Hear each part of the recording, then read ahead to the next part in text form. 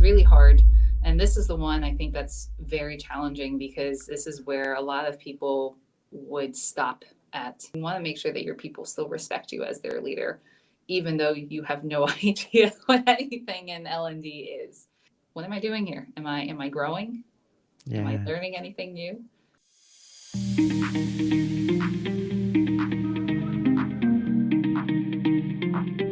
Hey everyone, and welcome back to the Leadership Project. I'm greatly honored today to be joined by Christina Fusella.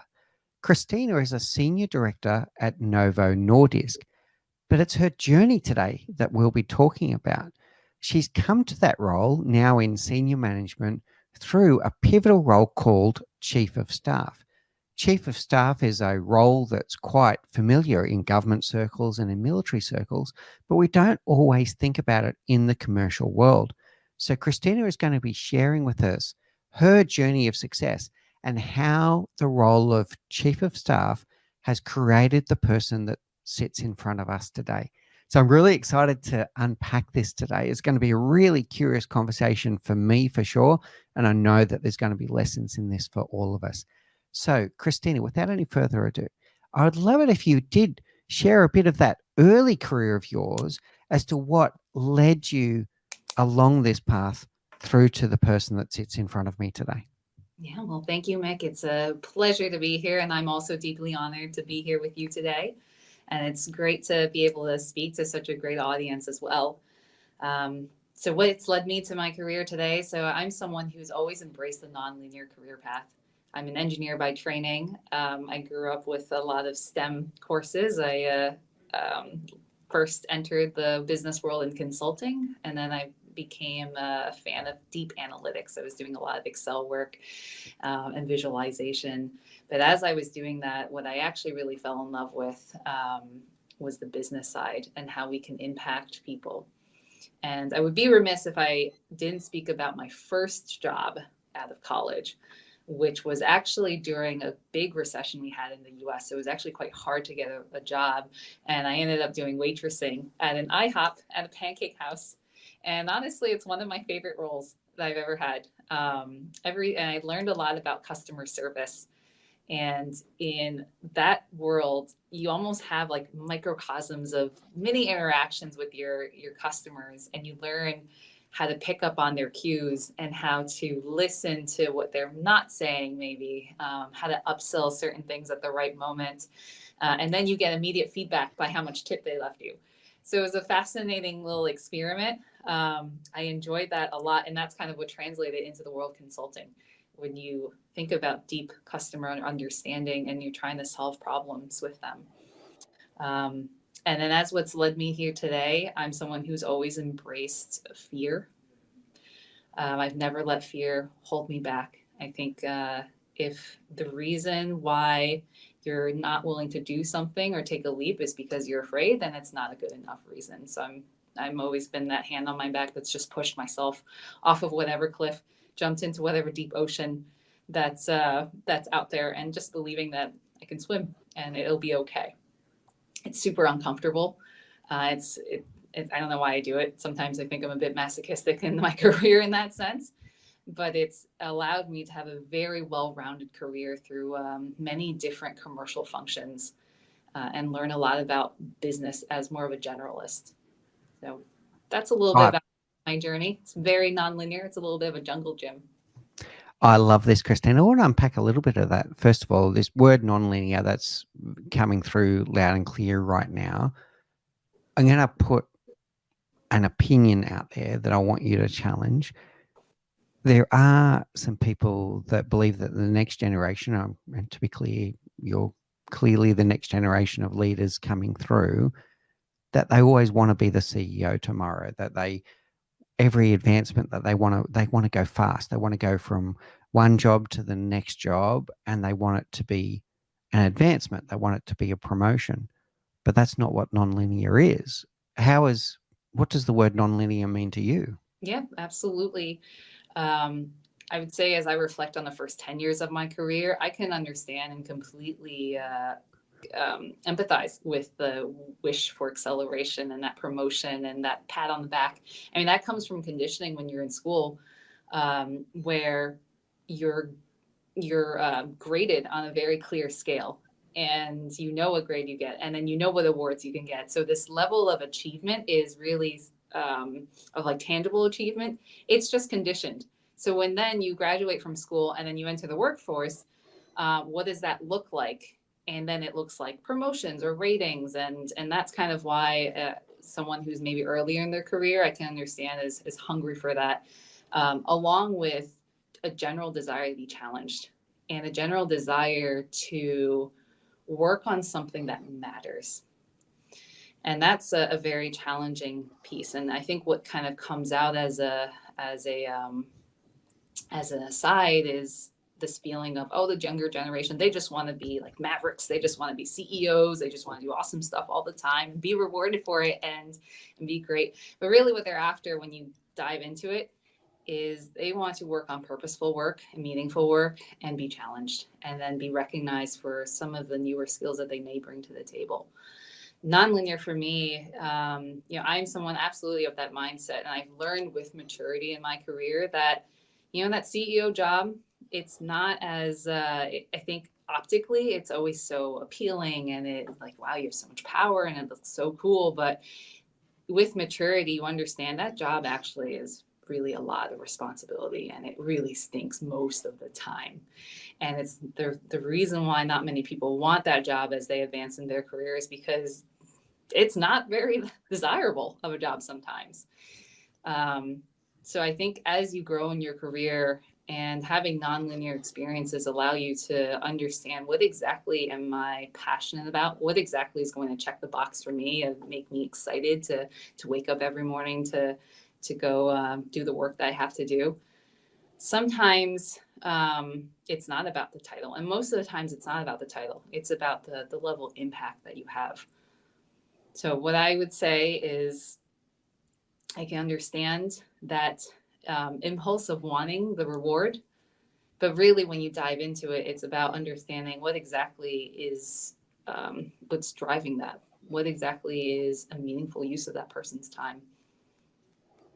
Really powerful. I'm picking up three interesting things there, Christina. One is about this societal expectations, and you spoke about the title, and some part would be ego, and I mean that in a positive way, sense of self, and to be proud of who you are, and to be able to, might even be your parents and friends, to be able to say, yeah, I got a promotion at work today, whatever the case may be, right? So some of that societal expectation. I fully agree with you. The next generation is very purpose driven, and that comes through loud and clear. They want to be able to come to work and know that they make an impact on the world. And the third one was, we might have these career ambitions that look bright and shiny on the outside, but when you realize that career ambition and you land in a role, you realize just how challenging it can be. And be careful what you wish for. You might end up in a job that you thought was your dream job, only to find out that it's not wine and roses every single day.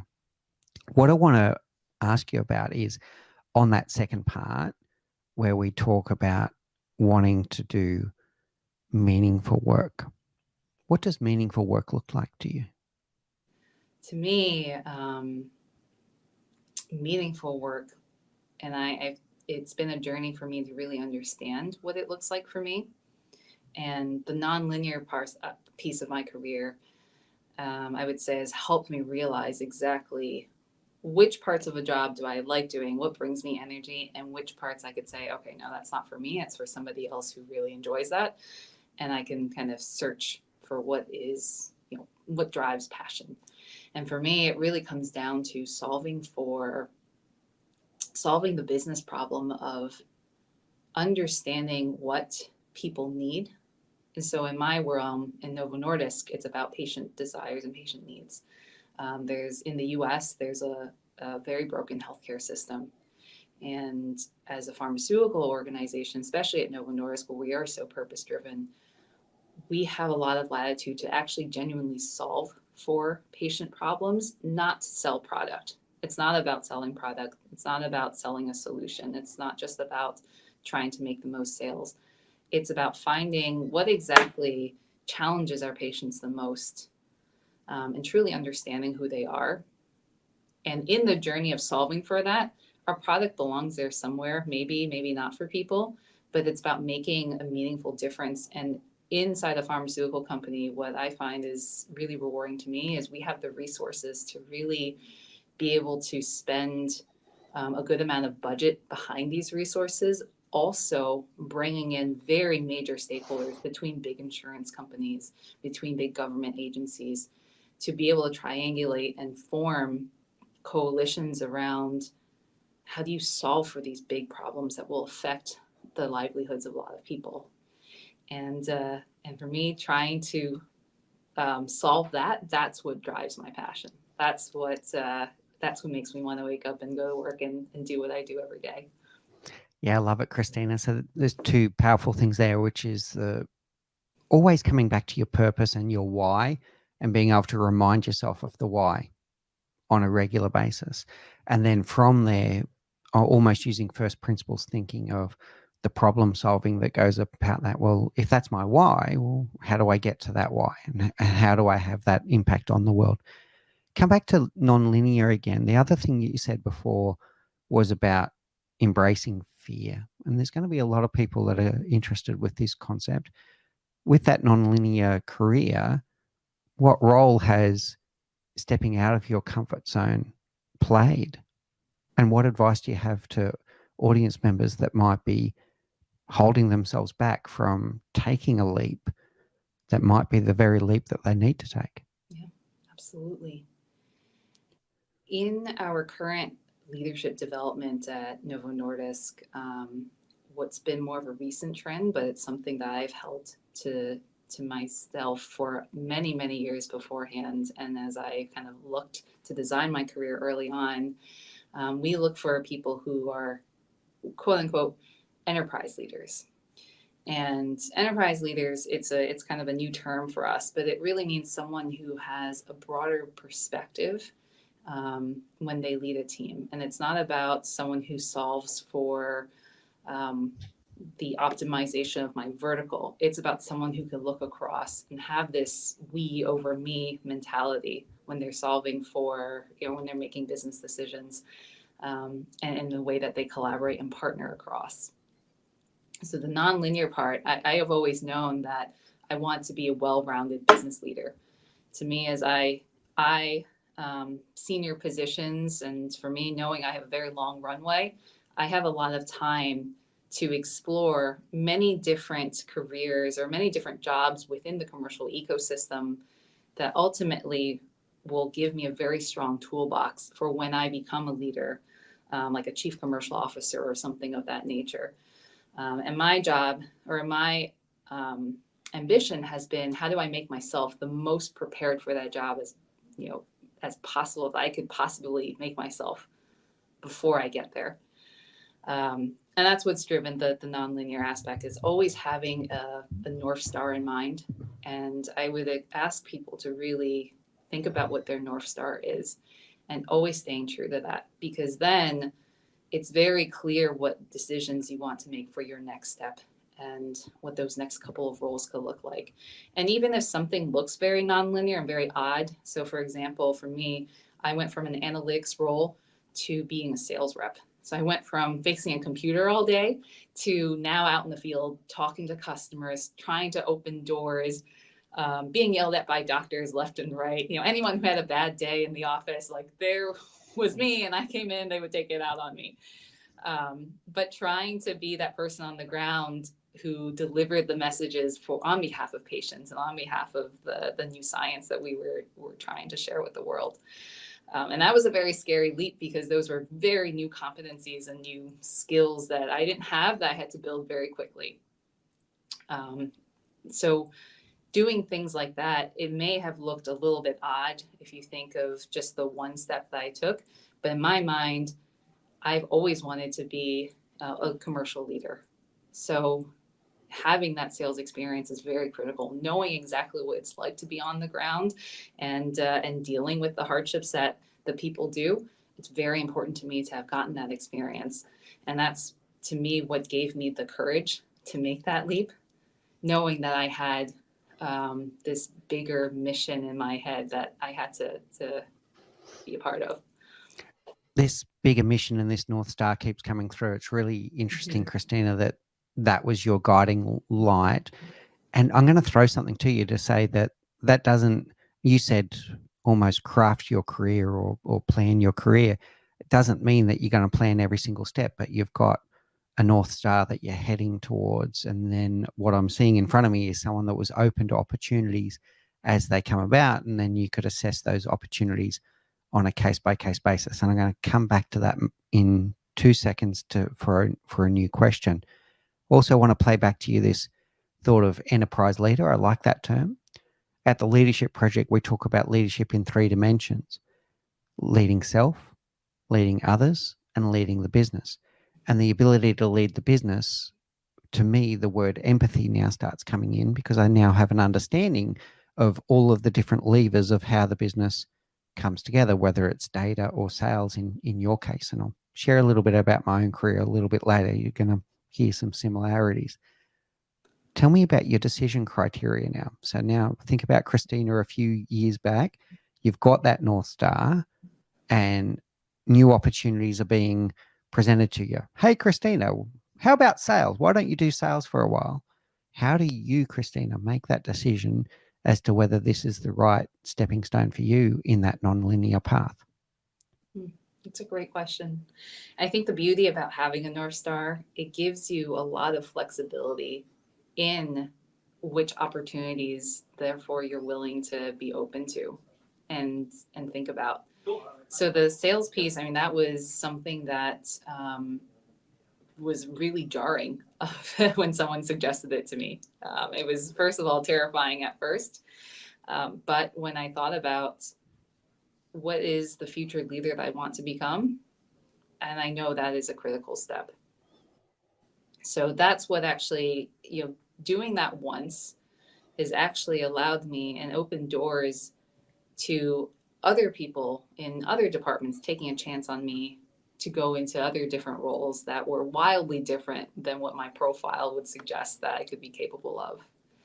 And since that sales role, I've since went into the space of market access, which is a very different part of the pharmaceutical value chain. Um, and that's also, those types of moves is what allowed me to be a really great chief of staff to one of our senior executives. Because at that level, you are operating at an enterprise view. And to be a really great chief of staff, I believe you not only need to have a decent amount of expertise in the vertical that you're supporting, but also the relationships across the different parts of the organization that will allow you to do that job more effectively. Really powerful, Christina. Now I want to share very quickly, briefly, my own career because it has some similarities. So my long-term background was in defense aerospace, so in aerospace engineering. And then through my career, I'll do it as a fast track. I've been a aircraft maintenance engineer on the tools. I've been a trade supervisor. I've been a trade instructor. I've been a project manager. I've been a quality manager. I've been head of sales and marketing for a business. I've done so many different roles. Project director. I've been the head of product development. I've been the head of innovation. I've been across all of these different departments, always staying in each role for between 3 to 5 years so that I could do something that mattered, so I could have an impact before I went on to the next thing. But that's exactly what I did.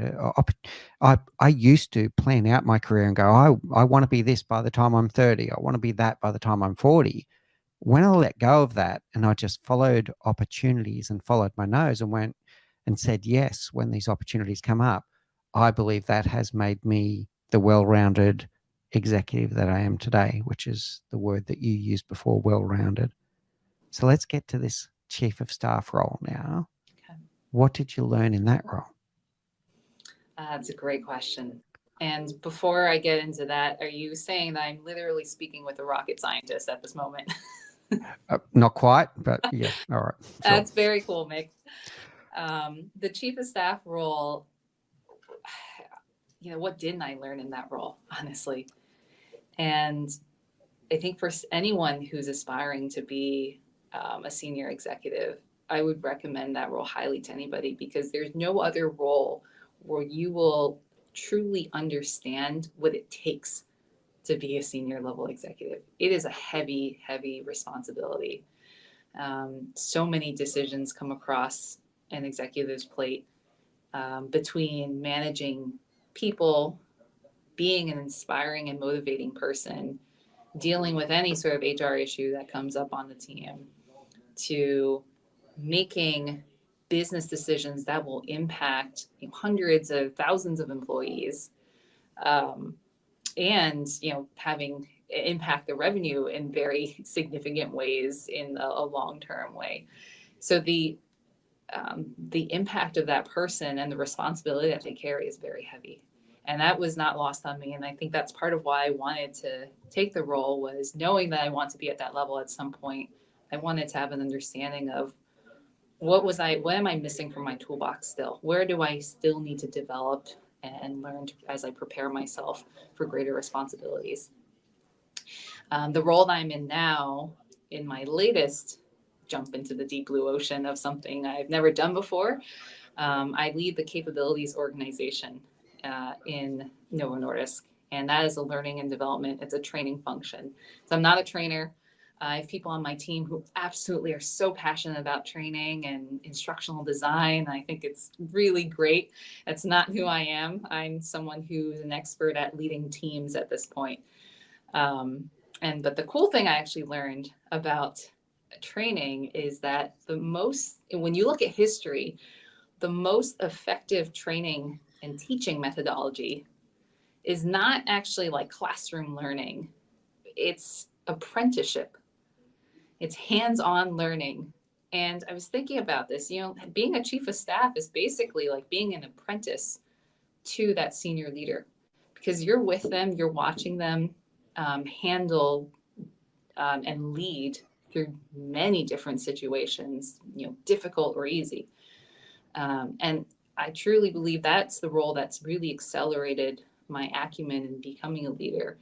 And it's allowed me to jump into this role, even though I have no subject matter expertise.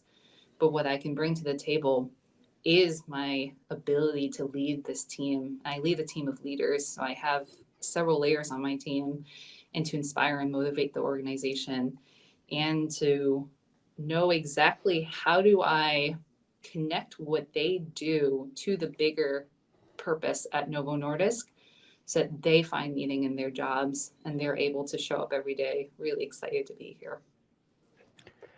So there's a few really critical things I'm picking up there, Christina, around this broad spectrum. So this chief of staff then being an understudy to an executive, and then for you to have that realization. You mentioned when you were talking, you said, "Oh, today it might be a HR problem, tomorrow it might be a technical problem, day after that might be a customer service problem." You're starting to understand all of the different levers, whether it might be a revenue problem, a profit problem, a cash problem, a people problem.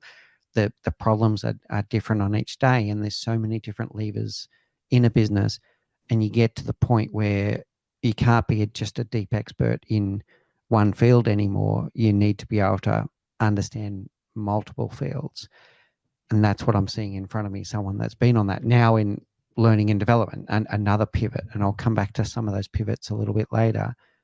But I love this term, apprentice.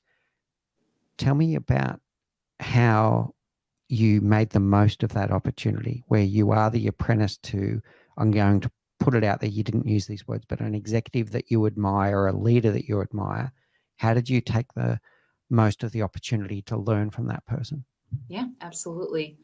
I think part of it was being very upfront with my leader at the time, that, having my own personal development conversations with her. And I said to her, what's one thing that's very valuable for me in this role is to watch you lead through these situations, and learn from you. How do you do leadership? So that kind of signaled to her. It's every time that she would be in a meeting that I would be with her, or she have a conversation on our talent strategy, or she would debrief with me and tell me about her thought process of why she made the decisions that she made. As a chief of staff, you're also a confidant. you're also a sparring Mm. partner as well. So when it came to situations where she had to coach her own leaders, my peers, who are all senior leaders leading their own big functions, we would actually talk through it, and she would kind of run me through her thought process and the way that she's going to bring up this subject, the way that she's going to coach this person, and what is she going to look for going forward. So she'd actually just almost do a stream of consciousness of, here are all my thoughts, but I'm going to share them with you because I know you have this interest in learning from me about how I think about leading my team. And that was extremely valuable. Um, and then beyond that, I mean, that's part of my role, is to be that kind of sparring partner, confidant to her anyway. That's adding business value. And then the other slice of chief of staff is obviously the operational aspects of it, of running the chief of staff office and running her shop. So I think being upfront with that desire for personal development, it was very, very fruitful. And it's something that isn't just totally one-sided, because for her, what she's looking for is someone who's a confidant who can, spar with her and challenge her on ideas as well. Because at that level, not many people are willing to challenge you anymore. And for this role, one of my core remits was I was the one that had to bring up those challenging things. I'm going to share a few things back to you there, Christine. It's really interesting. First of all, you're learning by doing, and you're learning through curiosity. So that ability for you to have those conversations where you could ask that question, tell me about that decision. Why that decision? I think that's a powerful way to learn. Follow the curiosity, ask better questions, and then you're learning by doing. I'm going to say that the executive would have got great benefit from this as well on two levels. The first one is they don't always have someone else to talk to. It can be very lonely when you get to the executive leadership role, and you don't always have people around you that are going to challenge your decision, for example. So having that someone that you can have those conversations with, even just verbalizing it and rationalizing the decision to someone else, can help you process it, instead of just having an inner chatter inside your own mind. You're talking to another human being. It becomes very real when you talk about it. You can even challenge your own thinking along the way. And then to give you, Christina, the license to, hey, don't be afraid to challenge me. If I say something that doesn't make any sense to you, you're going to look at it from a different perspective compared to me. This is where the diversity of thought comes in. So I'm going to say it's a mutually beneficial relationship here. It's not one way. You learnt a lot, but I'm going to say that the executive in question also learnt a lot from the process. How does that sit with you?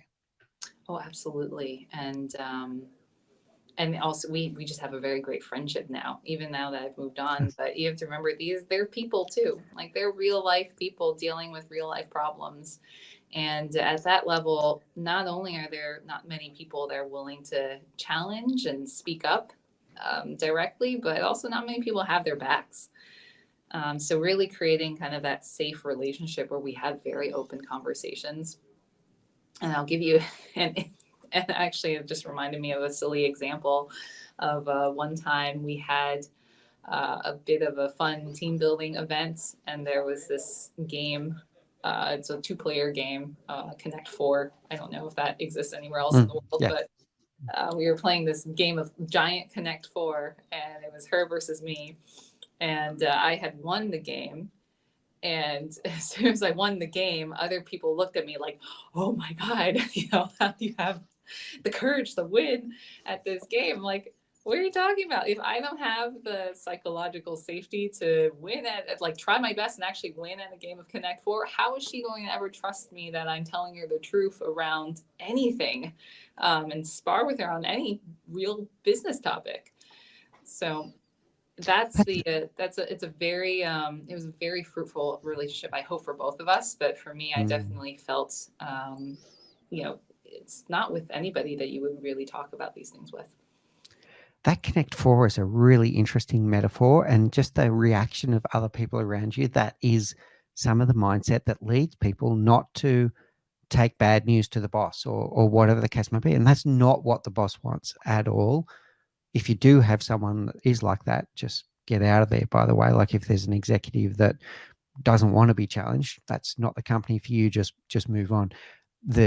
I come from an older generation, I guess, Christina, but the example I would give to you is companies where the CEO was always somehow the best golfer in the company and never gotten How does beaten that by happen? never gotten beaten by anyone else at golf. And it's like, well, that's not what we want in business. Honestly, it's not what we Absolutely. want. We want people to challenge our thinking and to tell us, hey, I'm not sure about this. Can we have a chat about it? Because it it makes for richer decision making when you collect all perspectives. And if you're not collecting all perspectives, you're going to make a short-sighted decision. It's so So, true. and well done on winning Connect 4 as well, by the way. Thanks.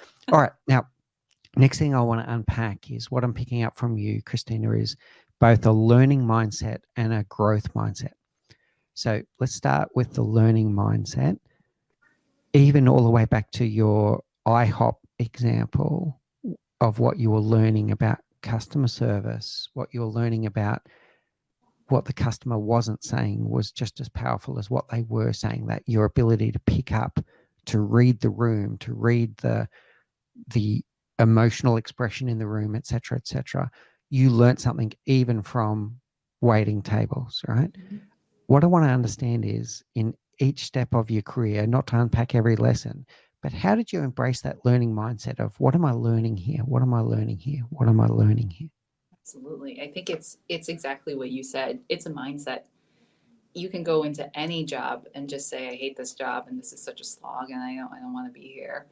Or you can say, what's different about this job that's going to bring some type of learning that I could take from here and it will enrich my life for the rest of my life.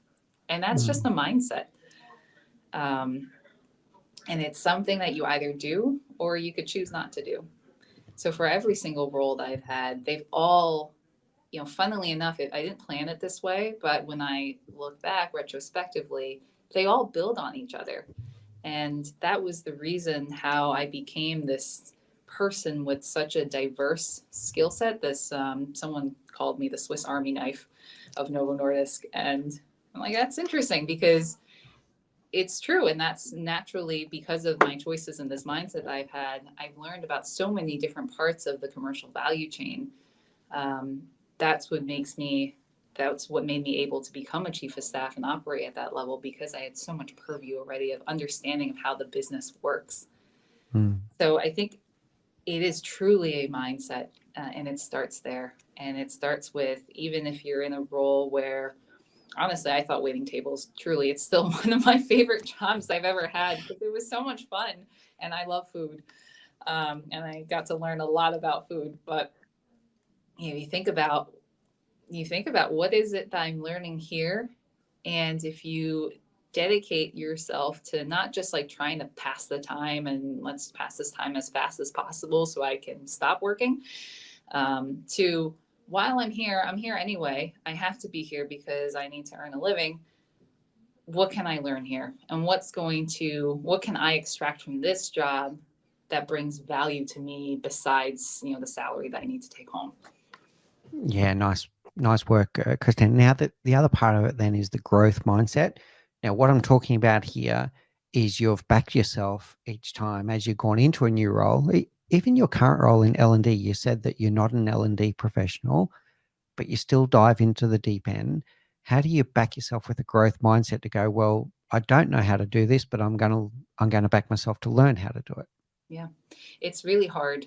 And this is the one I think that's very challenging because this is where a lot of people would stop at this line. It's the line of fear, and it's really hard sometimes. And at this point, I've done this type of leap. This is my fifth time. I have an understanding now of I can expect. Okay, the first week is going to be complete gibberish to me, and the first 90 days probably going to be very uncomfortable because you're learning, um, and everything's a foreign language, and there's just so much to learn, and because you're jumping into this completely new space, you give yourself the grace to know that your learning curves can be pretty steep. So I think a lot of this comes back to also being kind to yourself. I know for me, I'm someone who has very high Mm. expectations of myself. So I think that if I'm doing anything less than fully understanding exactly what this job is within 2 weeks of the job, then I'm failing. And really, it's to stop that mental pathway to say, like, no, that's very unrealistic. And that's not what my boss thinks. That's not what anyone thinks. Um, and I know I add value in a very different way while giving yourself the grace to know that you are learning. You're going to be learning for the first couple of months, and it's going to feel uncomfortable. But the important part is to lean into that discomfort and to know Mm. that when you are uncomfortable, that's actually when you probably are growing the most. And when you are comfortable, that's the time to really question, what am I doing here? Am I growing? Am I Yeah. learning anything new? So to me, that's when I say, lean into the fear. Nice one, Christina. And great things happen just the other side of our comfort zone. That's where the true growth Yeah. happens. So well done on your success in doing this. Also, love what you said about preparing and knowing that it's going to take time, and then having the self-compassion to give yourself time and space to grow into that new position. Don't expect to be the expert in 2 weeks. It's not going to happen. Okay. That leads me to a curious conversation, and you can use your existing role potentially for this one. As a generalist, you're going to find yourself in positions where you're the leader of people that are specialists, and they might be experts. So you're heading up a team of L&D professionals now. I'm going to hazard a guess. We didn't discuss this before the show, but you might have L&D people in there that have been in L&D for Oh, yes. 20 years. And Oh, now yes. here comes Christina. She used to be a chief of staff, and now she's our boss. How do you handle the dynamic of leading people where you're a generalist, but they are a I-shaped specialist? It's a great question because there's a couple of dynamics there too. Part of it is then you ask, if you really get in your head, you're like, why am I leading this team? And then you don't want to get to a point where you think you want to make sure that your people still respect you as their leader, even though you have no idea what anything in L&D is. So there's a couple of different layers there. Um, One piece around it is what absolutely must come as a leader first is to build trust with the team. That has to happen as soon as you land, and you keep doing that for the first 3 months, 6 months, for as long as it takes. And that is critically important for any sort of leadership role, even if you're leading the team where you are already the expert, but especially if you're leading a team where you're not the expert, because they have to trust you. And that I think is the first critical important step, is to really nail the interpersonal relationship and come in with a as mind for me of learning and genuine curiosity, and knowing that you're not the expert on this, but that's okay because they're the experts on this, so you can learn from them. But then coming in as a generalist, the role that I play within the team is more around the strategy and connecting what they do with the vision of the organization. And for me, this was actually a really exciting time to join this organization, the capabilities organization, because having come from a chief of staff role at that senior executive level, I was very close with Novo Nordisk's transformation. We have this very bold ambition, within the next, let's see, within the next 6 years, we're going to be entering many different new therapeutic areas. Now, Nova is a company that's been in the space of diabetes for 100 years. And very recently did we move into, maybe in the last 30 years, we moved into the space of hemophilia, growth disorders, that's rare disease. And then very recently, we moved into the space of obesity. But we were pretty much a diabetes organization forever. But in just another couple of years, we are going to move into almost 10 different therapy areas. That is a huge transformation. And for me, coming in to lead this team, I know they find um, satisfaction in L&D design, and what they do in the L&D space is super cool in their projects. But my goal is for them to remember that their purpose is that they are the team who is responsible for readying the rest of the organization for that huge transformation that this company is going to make. Mm. And that is a very worthy and exciting and daunting task for this group. And for me, it's about painting that picture very clearly, setting that vision, setting my expectations around how they will approach this, and setting that strategy. And that's the kind of the niche that I play and that adds value to this team.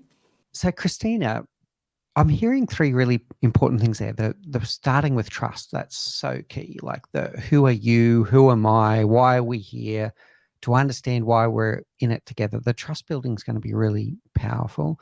Then I'm hearing that an acknowledgement that you don't have to have all the answers because you're not an expert in that field, but you don't have to because you've got experts in your team that know how to do that. And then the third is the confidence to know what you're bringing to the table. Where's your value add? So you know what they can do, but you're bringing something different to the table. So in your case, you're bringing to the table the transformation skills, the understanding of what the business is trying to achieve, and then you're drawing out that deep expertise of your learning and development team to make sure that you can channel the team for optimal results for them, for the business, for you, so it becomes a win-win. How does that sit with you, this kind of three-stage? No, that's absolutely spot on. Because this way you're complementary to the team. And, I heard this, when I observe leaders. So actually, I will say that I've been at Novo Nordisk for 9 years. I've actually had 9 different managers in those 9 years. Some by intentionally me switching roles, but in others where there was just a lot of turnover in the managerial position. But either way, I've seen like the good, the bad, and the ugly. And I've seen what happens when they're really bad managers and what they do, and what really great managers do. And usually, what catches people off guard is when they're in a role, like, for example, the one that I'm in, and it might be quite uncomfortable. There's a sense of needing to prove something and having this like bias for action and this bias for like feeling like or seeming like you are the one that knows what's going on, and giving out too many orders early on. And I think that's a very human, like natural tendency of grabbing for some level of security when you feel so uncomfortable, and you have to really fight that urge. And the best leaders that I've seen come into this organization and they do nothing but listen for 3 to 6 months. And that is, it's like, it's not the natural reaction that you would have, but it's the one that works really well. And building that trust starts from making people feel like you've really heard them.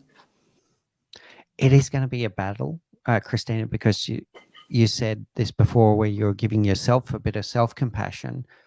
The thought that I need to do something, I need to prove myself. Like the team may not be understanding why I'm the new leader of the team, so I have to prove myself. But the opposite is actually what is going to work. Everyone in the workplace wants to feel seen. They want to feel heard. They want to feel like they matter. So when you come into that new role, if you start making decisions, they're not going to feel seen. They're not going to feel heard. They're not going to feel like they matter. If you go in there and give them a good damn listening to, they might take a step back because they may not have been listened to by their previous manager. Oh, Christina actually cares. She actually cares what I think. Oh, this is good. So if we can hold that urge to want to prove myself straight away and to realize that it's going to be counterproductive and the best thing you can do is to listen, that's the best advice you can give someone that's in a position that you have taken in the past, Christina. Absolutely. Yeah. All right. And to understand also that if you do that, and if you look like you're not doing anything, or if you have the feeling that you're not doing anything for 3 to 6 months, know that that doesn't equate to you look like a bad leader. No, And I exactly. think naturally in people's mind, it might say like, oh gosh, I don't feel too great right now of my leadership skills, especially if you're a newer leader. But it's important to know that doing that actually equals good leadership. It doesn't equal bad leadership. Yeah. All right. Brilliant. Now, I'd like to bring this start to a crescendo now. I want to start with a question that if someone is listening to the show and they're similar to you, but a few years ago, Christina, and they're at this position of there might be an opportunity to take an apprenticeship or a chief of staff type role, what advice would you give them if they were just starting out now? If they were starting out earlier in their career at this point, or Yeah, earlier in their career, but they're at that kind of fork in the road where there might be an opportunity to step into a almost type of a generalist type approach. yeah. Specifically for the chief of staff role, I think what would have been really great advice that I would have loved to have is understanding that it's actually a very different type of job. And I'll explain that. In the roles that you might have typically have, and literally, I think any other role, whether you're an individual contributor or a team leader, you're given a remit usually, and you're given a certain level of autonomy, hopefully, to accomplish something.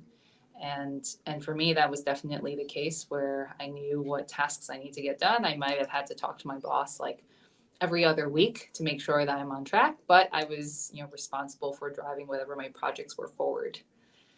In the chief of staff job, what was very jarring to me is I went from talking to my manager every other week to every single day. And that felt very wrong in the beginning. I felt like one of the reasons why, or one of the hallmarks of a successful employee is someone who can be autonomous and someone who you can trust to get things done, even, and you don't have to micromanage, to suddenly feeling like, am I doing something wrong because I have to talk to my boss every single day? So a chief of staff job, you are that close because you are essentially your support person to that executive. Know that it is a very different type of job. So the way that you operate, you almost have zero. You have autonomy, but you have no individual remit almost. Your goals are that person's goals. Your goals are the goals of that department that they're running. And you have to be really great at the job, you fully align yourself to that. So I felt like one of the challenges that I had in that role is I lost a little bit of individuality, what I felt. But to me, you have to be okay with that for the time that you're in that job, knowing that that job is not forever, but you have to be okay with that because that's what's going to make you successful, because you have to truly be aligned with that executive and the mission of that organization. Yeah, I really love that. And this, you have to be okay with that. It's like a season. You go, okay, this is a season of my life where I'm going to be joined at the hip with another human being, and I have to be okay with that. And I'm going to learn a lot from this, and it's going to be worth it. That's really good. All right. I love it, Christine. This has been a really interesting conversation. I'd like to land the plane now and take us to our final 4 questions. These are the same 4 questions we ask all of our guests. So what's the one thing you know now, Christina Fasella, that you wish you knew when you were 20? Oh, that's a really great one, Nick. I think one thing that I wish I would have understood, I was given this feedback or this advice a lot, and it was this advice about being more patient. I was definitely that young 20-something year old who wanted to, get the promotion and move really quickly. But there is value in spending intentional time perfecting whatever you're doing and learning from that. So there's this quote that I don't have an exact quote around, but I read this book by Robert Kiyosaki, and it's about financial advice and everything. But he has this concept of you can accomplish a lot more than you think in 5 years. But 5 years, when you think about that, it's actually won't feel like that long. Mm. So I say that to reflect in my career when I think about how impatient I was early on. And then if I jump forward from, the 5 years between, I would say, 23 and 28, so much happened and so much was learned. And I was able to advance faster than I thought I was even thinking that I could. And it didn't feel like that long. And then I honestly, I think it's something where at some point I wish things would slow down a little bit more. So I would probably reiterate the adage of I like the concept of the 5 years. When you make a plan and you think about, gosh, I have this huge ambition and I don't know where to start, you think about what do you want to be in 5 years? Because it's actually, you can accomplish a lot more than you think, and it won't feel like that much time. Yeah, our daily progress can get very frustrating. Mm-hmm. But then when we look back and go, well, look how far we've come in 5 years, and then you project forward, imagine what we can achieve in 5 years. But on the day, it feels very frustrating because you want to go faster. Fully with you, Christina. All right, what's your favorite book? So I really enjoyed the book Lessons of History by Durant. It's a book about it's an anthropological book, I would say. It's about human behavior. A lot of really interesting cases, as the title suggests, that you can learn from history. Human behavior is so fascinating to me, and it goes back to my love of leadership and kind of the psychology of people. Human behavior, it really does repeat itself. It's very interesting throughout the many eons of time, how you could see different stories and things play out exactly as it would again. So I find that fascinating from that standpoint. Yeah, I love it. All right, what's your favorite quote? My favorite quote is actually from Rocky. And it's the one where he goes, ain't nothing's gonna hit you as hard as life is. Something to that effect, but it's not about how hard you get hit. It's about, how many times can you get hit, but still keep getting back up. So it's a really inspirational movie. I love that movie. I think what he says in that quote, it's really about resilience and, not getting hit once and if you hit a setback, not having that defeatist mentality. It goes back to the mindset around I could pick myself back up and keep going at it. Love it. People who can do that really well, I find are people who are most successful. It doesn't matter if you get knocked down 16 times, as long as you get up 17 times, right? That's it. Yeah, very good. Love it. And finally, Christina, people are going to be quite fascinated by your own life story, and they might have some questions of their own. How do people find you if they'd like to know more about you? Sure. Anyone can find me on LinkedIn. I'm happy to connect with anybody and have a conversation with anybody there. So hopefully you can find me on my LinkedIn profile.